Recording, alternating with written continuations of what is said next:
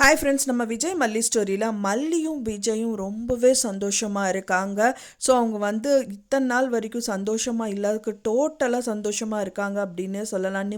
நிமிஷமும் அவங்க பார்க்கும்போது செய்யும் போதுங்கிறதெல்லாம் ரொமான்ஸ் வந்து டோட்டலாக இருக்குது அப்படின்னே சொல்லலாம்.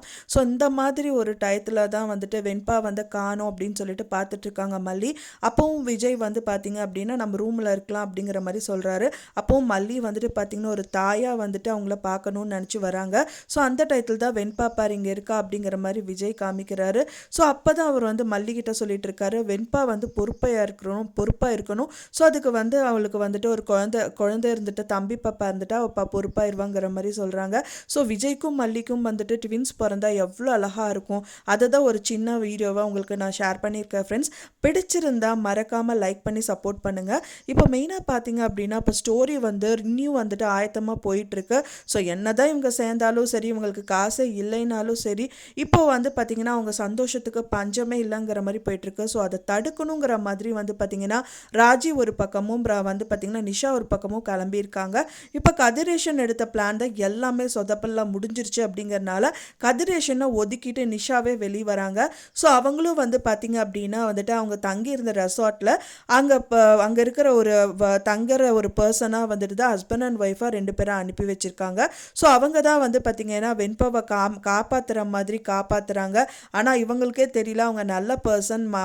வெண்பா வந்து பார்த்திங்கன்னா விளையாண்டுட்டு இருக்க வந்துட்டு பார்த்திங்கன்னா ஒரு காருக்கு முன்னாடி போய் விழுக போகிற அப்படி. ஸோ கார் வந்து இடிக்க வருது. ஸோ அந்த டயத்தில் வந்து பார்த்திங்கன்னா 2 தம்பதிகள் வந்து காப்பாற்றுறாங்க. ஸோ அவங்களுக்கு வந்து தெரியல அவங்க வந்து காப்பாற்றுறாங்க நல்லவங்க தான் அப்படிங்கிற மாதிரி இவங்க 2 பேருமே நினச்சிட்டு இருக்காங்க, விஜயும் மல்லியும். பட் ஆனால் அவங்க தான் வந்து இவங்களை வந்துட்டு ஆப்படிக்க போகிறாங்கங்கிறது இவங்களுக்கே தெரியல. ஸோ இன்னொரு பக்கமாக ராஜி வந்து பார்த்திங்க அப்படின்னா வந்துட்டு அவங்களும் வந்து ஒரு பர்சன் ரூம் சர்வெண்ட்டும் வந்து முதலே அனுப்பி விட்டுருந்தாங்க.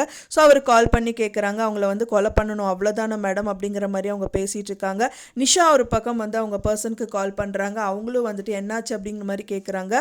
முக்கியமான அப்டேட் இருந்தால் தான் நான் கால் பண்ணுவேன் அப்படின்னு சொல்லிட்டு அவங்களும் வந்து ஃபோன் கட் பண்ணிடுறாங்க. ஸோ இந்த மாதிரி வந்துட்டு எல்லா விதத்துலையும் 2 விதத்துலையும் வந்து அவங்களுக்கு இடியாக வந்து மல்லிக்கு விழுகிறதுக்கு ரெடியாக இருக்குது.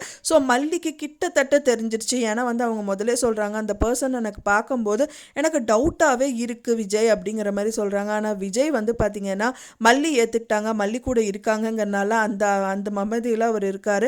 பட் ஆனால் மல்லி இந்த நிலைமையிலையும் வந்துட்டு ஏதோ ஒரு விஷயத்தை யோசிச்சுட்டே தான் இருக்காங்க.